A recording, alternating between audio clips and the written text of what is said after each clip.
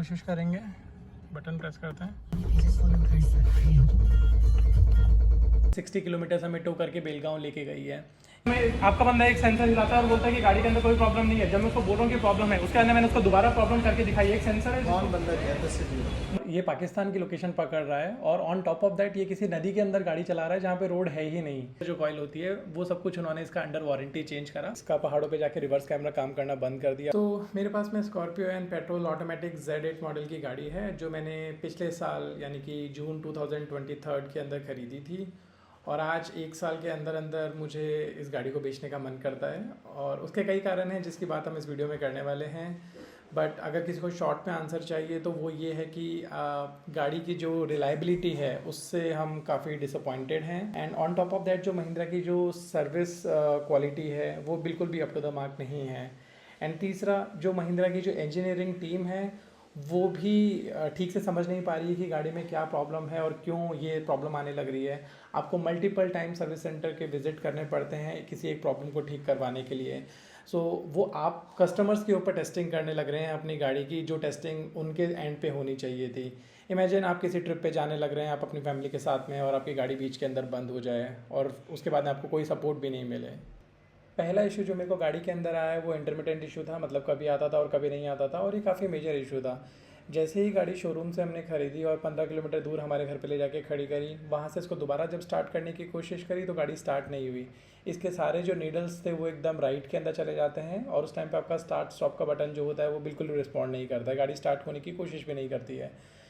फिर 15 से 20 minute wait करने के बाद गाड़ी के जो नीडल्स होते हैं वो नॉर्मल होते थे और उस टाइम पे गाड़ी सेल्फ लेने की कोशिश करती थी बट स्टार्ट नहीं हो पाती थी। स्टार्ट करने की कोशिश करेंगे, बटन प्रेस करते हैं।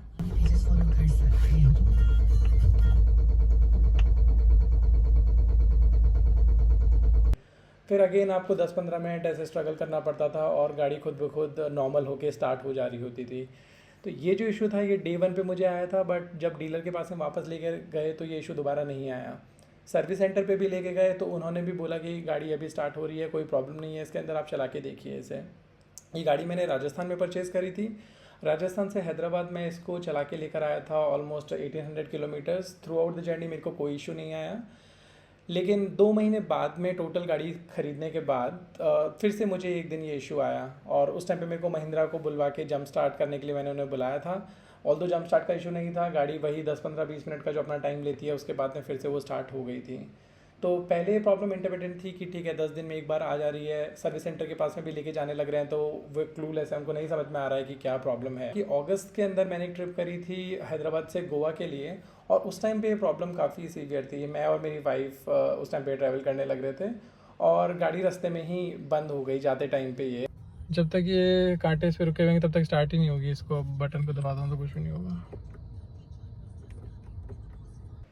ये 19 अगस्त का वीडियो है, सोलापुर से अराउंड 80 किलोमीटर्स पहले, जब गाड़ी एक छोटे से हिल के ऊपर स्टार्ट होना बंद हो गई थी। ऑटोमेटिकली इसकी स्पीड कम हुई और फिर उसके बाद में स्टार्ट नहीं हुई।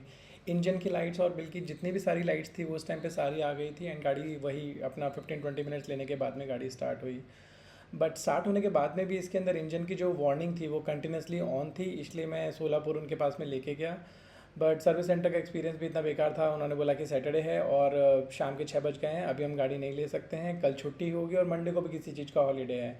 अब मैं रास्ते में हूँ गोवा के लिए अपने ट्रिप में और यहाँ पे कोई सपोर्ट मुझे नहीं मिल रहा है। गोवा में मैंने 5 दिन गाड़ी चलाई, मुझे वहाँ पे कोई प्रॉब्लम नहीं आई। अराउंड 500-600 की मेरी ड्राइव रही होगी। बट जिस दिन मुझे वापस आना था 26 अगस्त को, उस दिन सेम इंजन की प्रॉब्लम मुझे फिर से आई, गाड़ी स्टार्ट नहीं हो रही थी। सर्विस सेंटर पे मैं लेके गया, उन्होंने 4 से 6 घंटे लगाए गाड़ी के अंदर और उन्होंने बोला कि एक वायरिंग का लूज़ कनेक्शन था जो उन्होंने टेप लगा के ठीक कर दिया है।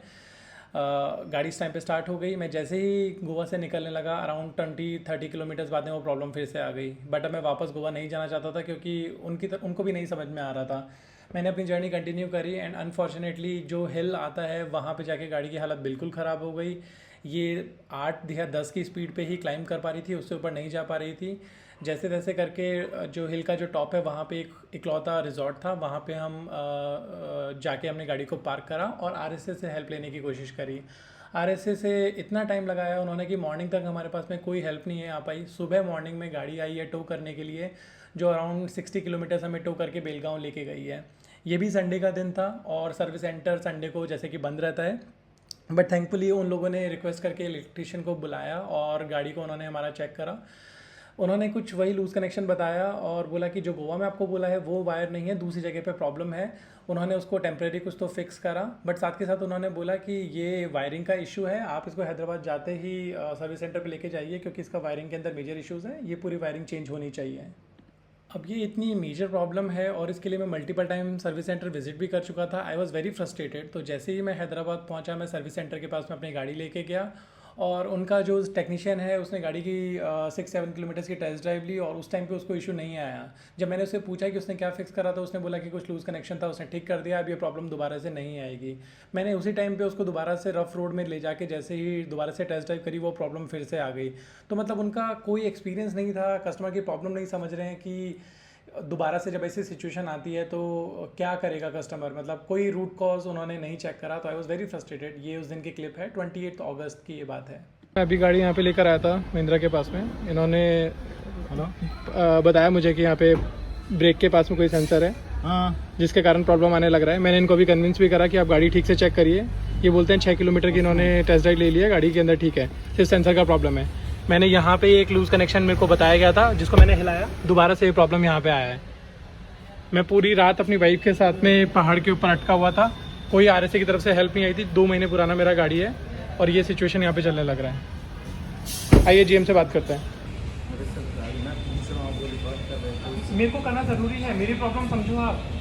आपका बंदा एक सेंसर हिलाता है और बोलता है कि गाड़ी के अंदर कोई प्रॉब्लम नहीं है। जब मैं उसको बोल रहा हूँ कि प्रॉब्लम है, उसके अंदर मैंने उसको दोबारा प्रॉब्लम करके दिखाई। एक सेंसर है। कौन बंदा क्या मुझे नाम से मालूम, जो बंदा था, पूछिए, संतोष से पूछिए, उसने साइन करा था। अब इसको बंद करिए, पहले संतोष सर को बुला के आपके बात। इसका सॉल्यूशन ये हुआ कि गाड़ी उन्होंने 10 दिन तक अपने पास में रखी और उन्होंने इसकी जो भी इंटरनल वायरिंग रहती है, ऑलमोस्ट 50,000 का उसका कॉस्ट था, जो ऑब्वियसली मुझे बेयर नहीं करना पड़ा, बट इन्होंने पूरी वायरिंग वो चेंज करी। उसके बाद से मेरे को ये स्टार्ट स्टॉप वाला इशू ऐसा नहीं आया। ऑल्दो एक बार ESP की एरर ज़रूर इंफोटेनमेंट में डिस्प्ले हुई थी जब मैं हैदराबाद से गोवा जा रहा था अक्टूबर में, बट एज सच उसके बाद से गाड़ी अभी ये स्टार्टिंग वाला इशू नहीं आया है मुझे। दूसरा इशू जो मैंने इसके अंदर फेस करा वो था एयरप्ले का। पहले तो एयरप्ले गाड़ी के अंदर आया ही नहीं था, विदाउट एयरप्ले इन्होंने गाड़ी लॉन्च कर दी थी। फिर जब आया भी तो इसका GPS ठीक से काम नहीं करता था। आप एक स्ट्रेट रोड पे जा रहे हो तो भी कंटिन्यूसली आपको रीराउट करता रहेगा इधर से उधर, ये करेक्ट लोकेशन नहीं पकड़ता है, जिसके कारण आप मैप्स यूज़ ही नहीं कर सकते हैं। इस प्रॉब्लम के लिए जब मैं फर्स्ट टाइम सर्विस सेंटर गया तो उन्होंने बोला कि हमने इसको ठीक कर दिया है। जब मैं वापस सर्विस सेंटर से घर आ रहा था तो प्रॉब्लम ठीक नहीं हुई थी, इट वाज सेम प्रॉब्लम। मैं दोबारा उनके पास में लेके गया सर्विस सेंटर VVC हैदराबाद के अंदर, तो उन्होंने मुझे बोला कि ये महिंद्रा की तरफ से प्रॉब्लम है और जब सॉफ्टवेयर अपडेट होगा तभी ये ठीक होगा। और यहाँ देखिए GPS के हाल इतने बुरे हैं। मैं अमृतसर वाघा बॉर्डर पे गया था और ये पाकिस्तान की लोकेशन पकड़ रहा है और ऑन टॉप ऑफ दैट ये किसी नदी के अंदर गाड़ी चला रहा है जहाँ पे रोड है ही नहीं। तो GPS बहुत ही बड़ा मजाक है, मैप्स आप इसमें यूज़ कर ही नहीं सकते हैं। इंडिया में रहते रहते विदाउट वीज़ा विदाउट पासपोर्ट ये आपको पाकिस्तान ले जा चुका है। अराउंड 6-7 मंथ्स मैंने इसका वेट करा, कोई सॉफ्टवेयर अपडेट नहीं आया। लेकिन लास्ट रिसेंट सर्विस के अंदर जो कि जून 2024 के अंदर हुई है, तब मैंने उनको ये सेम प्रॉब्लम ठीक करने के लिए बोला। तो उन्होंने महिंद्रा से बात करी और महिंद्रा ने इनको बोला कि इसका जो एंटीना का प्रॉब्लम है उसके कारण ये दिक्कत होने लग रही है। तो उन्होंने एंटीना इसका वारंटी के अंदर रिप्लेस कर दिया। उसके बाद में 3-4 दिन तक ये ठीक चला, सिटी के अंदर कोई प्रॉब्लम नहीं थी। फिर जैसे ही मैंने लॉन्ग ट्रिप करी, मैं हैदराबाद से केरला गया और उस टाइम पे प्रॉब्लम फिर से वापस आ गई। अभी सर्विस सेंटर से मैंने दोबारा बात करी है और इनको कोई क्लू नहीं है कि ये प्रॉब्लम क्यों होने लग रही है। महिंद्रा ने मल्टीपल टाइम्स इसको फिक्स करने की कोशिश करी है। 3-4 विजिट्स के बाद में भी इनसे ये प्रॉब्लम आज की डेट तक, विच इज़ 23 जून 2024, 1 साल गाड़ी लेने के बाद भी इनसे ये प्रॉब्लम ठीक नहीं हुई है। तो AC की प्रॉब्लम गाड़ी में स्टार्टिंग से नहीं थी, बट सर्विस सेंटर पर जब ये 1 हफ्ते 10 दिन तक खड़ी रही थी वायरिंग इशू के कारण, उसके बाद से ये प्रॉब्लम इसमें इंट्रोड्यूस हो गई थी। होता ये था कि जैसे ही आप गाड़ी को स्टार्ट करते हैं, बहुत ही गंदी स्मेल गाड़ी में से आती थी AC के वेंट में से, और वो चली जाती थी 3-4 मिनट गाड़ी जब चल रही होती थी उसके बाद में। बट जैसे ही आपका इंजन बंद होगा और दोबारा से गाड़ी स्टार्ट करेगा तो सेम स्मेल की प्रॉब्लम आपको फिर से आएगी। इसके लिए हैदराबाद में मैं मल्टीपल टाइम सर्विस सेंटर की विजिट करी। एक बार उन्होंने फ़िल्टर क्लीन करा बट उससे सॉल्यूशन नहीं हुआ। सेकंड टाइम उन्होंने इवेपोरेटर या जो कंडेंसर कॉइल होती है उसको उन्होंने क्लीन करा, बट उससे भी प्रॉब्लम सॉल्व नहीं हुई। फाइनली जब मैं जयपुर के अंदर था तो वहाँ सर्विस सेंटर पे लेके गया तो उन्होंने मुझे बताया कि नॉन इशू है, कई गाड़ियों में आने लग रहा है। और उन्होंने पूरी जो कंडेंसर और इवेपोरेटर जो कॉइल होती है, हीटर जो कॉइल होती है, वो सब कुछ उन्होंने इसका अंडर वारंटी चेंज करा और उसके बाद से ये प्रॉब्लम मेरे पास में नहीं आई है। बट इस प्रॉब्लम को सॉल्व करने के लिए भी मेरे को 3 बार सर्विस सेंटर के चक्कर लगाने पड़े थे। तो ओवरऑल गाड़ी की जो रिलायबिलिटी है उसके ऊपर क्वेश्चन मार्क है। लास्ट जो मैंने लॉन्ग ट्रिप केरला के लिए करी थी वहाँ पे इसका पहाड़ों पे जाके रिवर्स कैमरा काम करना बंद कर दिया था। 3-4 घंटे तक के लिए रिवर्स कैमरा ऑन ही नहीं होने लग रहा है। जहाँ पे सबसे ज़्यादा ज़रूरत थी वहाँ पे रिवर्स कैमरा काम नहीं कर रहा है और फिर वो ऑटोमेटिकली अपने आप ठीक हो गया। जब आप महिंद्रा सर्विस सेंटर पर मैं लेके भी गया तो वो बोलते हैं कि अभी तो कैमरा चलने लग रहा है, पास्ट के अंदर है तो उसका हम कुछ नहीं देख सकते हैं। इसके अलावा काफ़ी कुछ है, जैसे आप कभी ट्रिप पे जाने लग रहे हैं तो आपका इंफोटेनमेंट सिस्टम बार बार रिबूट होता रहता है। और टायर प्रेशर मॉनिटरिंग सिस्टम तो आप भूल ही जाइए, वो हमेशा गलत ही वैल्यू देता है। कई बार टायर में पूरी हवा है लेकिन वो बोलता है कि ज़ीरो है। मैंने उतर के चेक करा कि कहीं पंचर तो नहीं हो गया है, बट वो गलत बताता है। अभी आपका वाईफाई ऑन ही नहीं होता है तो आपका एयरप्ले वगैरह कनेक्ट नहीं हो रहा होता है एंड ये प्रॉब्लम्स अपने आप आती हैं, अपने आप चली जाती हैं। But this is very frustrating कि मतलब even after 1 year Mahindra is not able to solve these problems. So ये था मेरा एक्सपीरियंस स्कॉर्पियो एन के साथ में पिछले 1 साल के अंदर। अगर आपके साथ में भी कुछ ऐसे इंसिडेंट्स हुए हैं या कुछ आपको प्रॉब्लम आई है तो प्लीज़ कमेंट सेक्शन में मुझे बताइए। और जो प्रॉब्लम्स मैंने बताई हैं अगर किसी का उनके पास में सॉल्यूशन है या कुछ इन्फॉर्मेशन है तो प्लीज़ शेयर दैट।